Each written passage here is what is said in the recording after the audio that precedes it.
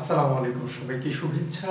একটা কথা বলি, ঢাকা বিশ্ববিদ্যালয়ে একটা বিভাগ আছে, বিভাগটার নাম অ্যানথ্রোপোলজি, বাংলা এটাকে নৃবিজ্ঞান বলে। কিন্তু নৃবিজ্ঞান মানে কি এটা বুঝি না, অর্থ পড়লাম এরপরেও বুঝি না, অভিধান থেকে পড়লাম এরপরেও বুঝি না। এবার যদি বলেন আপনি আমাকে ইংরেজিতে অ্যানথ্রোপোলজি, তাহলে তো আরো আগে বুঝবো না। যদি একটা ডিপার্টমেন্টের মানেই না বুঝি, তাহলে এই অ্যানথ্রোপোলজিতে আপনারা যারা পড়লেন কিংবা যারা পড়লো, এদের পুরো 4 বছরের কোর্সটা আমি কিভাবে এক শব্দে বুঝবো? যেমন একটা লোক বললো আমি বাংলায় পড়েছি, ও আপনি বাংলা বিভাগে পড়েছেন, বাংলা বিষয় নিয়ে পড়েছেন। আপনি ইংরেজিতে পড়েছেন, তার মানে ইংরেজি বিষয় নিয়ে পড়েছেন। এটা হতে পারে লিটারেচার, হতে পারে ল্যাঙ্গুয়েজ।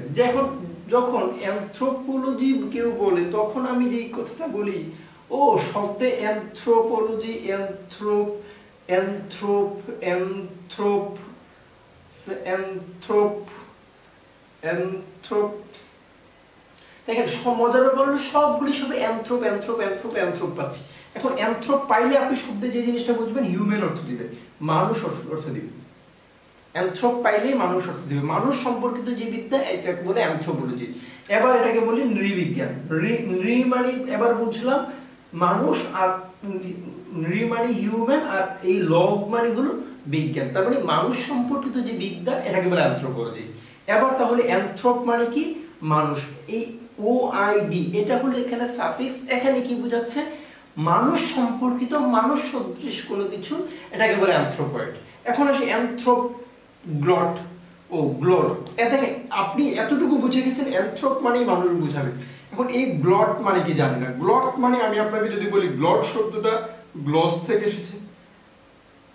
আপনি এই গ্লস শব্দটা ছাড়াও আরেকটা শব্দের সাথে পরিচিত, গ্লোজারি, টিকা টিপ্পনী।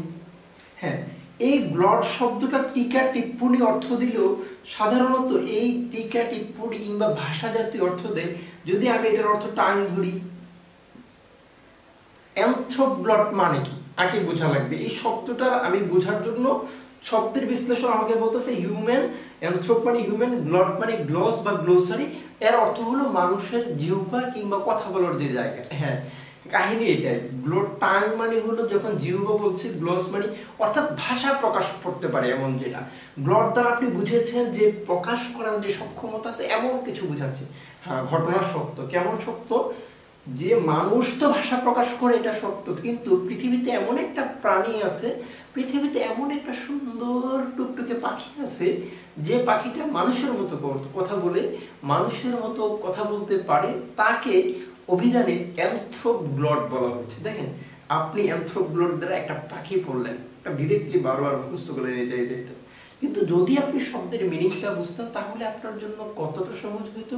ঠিক তেমনি আবার অ্যানথ্রোপ পেয়েছে। অ্যানথ্রোপ পাইলেই বলছি মানুষ অর্থ দেবে। এখন এই মিজ মানে কি?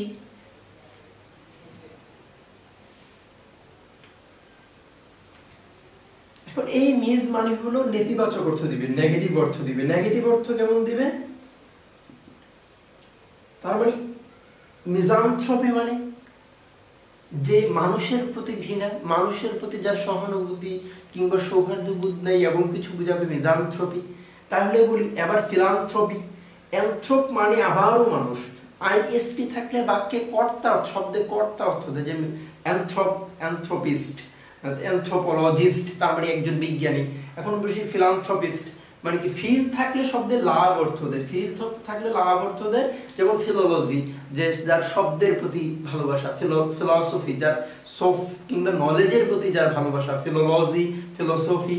ঠিক তেমনি ফিলান্থ্রপিস্ট, ফিল মানে কি অর্থ দেয়? লাভ অর্থ দেয়। যেমন অ্যানথ্রোপের প্রতি যার ভালোবাসা, অ্যানথ্রোপের প্রতি যার ভালো লাগা, তাকে বলে ফিলান্থ্রপিস্ট। তার মানে ফিল মানে ভালোবাসা। এর বাংলা বানানে আমাদের এখানে ভালো করে যে জিনিসটা লেখা হয়েছে দয়ালু, বদান্য, এই জাতীয়। তা আপনি দেখেন এবার কত সহজ হয়েছে, আপনি আর জীবনে কোনো দিনটা ভুলবেন না। আপনি ফিলান্থ্রপিস্ট চিনেন। আবার বলি অ্যানথ্রোপ পাইলেই মানুষ অর্থ দেয় সেন্টার। সেন্টার, সেন্টার মানে কেন্দ্র, কেন্দ্র। তার মানে মানুষ যখন আপনার কেন্দ্রে, কিংবা মানুষকে নিয়ে যে মানুষটা ভাবে, যে ভাবে অ্যানথ্রোপকে নিয়ে, তাকে বলে অ্যানথ্রোপসেন্ট্রিক। দেখেন, বারবার বলছি একটাই কথা, অ্যানথ্রোপ থাকলেই মানুষ অর্থ দেয়। কি মজার ব্যাপার, অ্যানথ্রোপ থাকলে মানুষ অর্থ দেয়। হ্যাঁ, তাহলে অ্যানথ্রোপ পাইছি। অ্যানথ্রোপ পাইলে হিউম্যান অর্থ দেয়, নৃবিজ্ঞান পড়েছি যেটা নিয়ে বলেছি আগে, তার মানে মর্ফ, মর্ফ পাইলে মূলত শেপ অর্থ দেয়, যেটাকে আমরা phonology, phonetics, phonology, morphology, syntax, semantics, pragmatics, সেখানে যে যারা ভাষা বিজ্ঞান নিয়ে কাজ করে তারা মরফোলজি পড়ে। মরফোলজির ভালো বাংলা হলো রূপতত্ত্ব, আরও সহজ করে বললে শব্দতত্ত্ব, শেপ নিয়ে যেটা কাজ করে। তার মানে শব্দ শেপ যদি বলি অ্যানথ্রোপমরফিক মানে আপনি বুঝবেন শেপ অর্থ দিচ্ছে, তার মানে ব্যাপার হলো মানুষের আকার দেওয়া। কাহিনীটা হলো বাংলা একাডেমির অভিধানে আমাদেরকে যে শব্দে লিখেছে যে কোনো প্রাণীকে নরত্বারোপ করা, এটাকে অ্যানথ্রোপমরফিক বলে। আসলে এত কঠিন করে বলার কারণে আমার মতো সহজ মানুষকে কিংবা কম বোঝা মানুষকে বোঝাটা কিংবা একটু কঠিন হয়ে যায়। ঠিক এই মুহূর্তে কি করণীয়? আমি দেখলাম অ্যানথ্রোপ মানে মানুষ, মর্ফ মানে শেপ, মানে মানুষের মতো আচরণ করা। ইংরেজিতে যেটাকে ধরেন অ্যানিম্যাল ফার্মসের ক্ষেত্রে বলা হয়েছে বিখ্যাত যে লেখা, যেটাকে প্রাণীর গল্পকে মানুষের চরিত্রে চরিত্রায়ন করা হয়েছে, এটাকে অ্যানথ্রোপমরফিক বলা যায়। এবং অ্যানথ্রোপমরফিকের আরেকটা উদাহরণ কিংবা লিটারেচারের যে টার্ম যে পার্সনিফিকেশন, এটার সাথে কিছুটা বা অনেকাংশ মেলানো যায়। আবার পাইছি এখানে লাইকন, অ্যানথ্রোপিস্ট আইএসটি থাকলে ব্যক্তি বুঝায়, অ্যানথ্রোপ পাইলে মানুষ বুঝায়।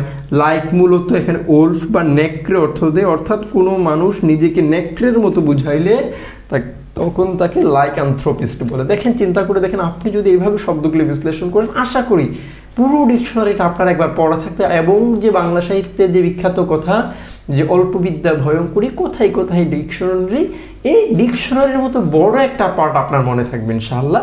এবং পৃথিবীর ভাষার যে মৌলিক জ্ঞানটা, এই জ্ঞানটা আমাদের করতলগত থাকবে ইনশাআল্লাহ। আসসালামু আলাইকুম।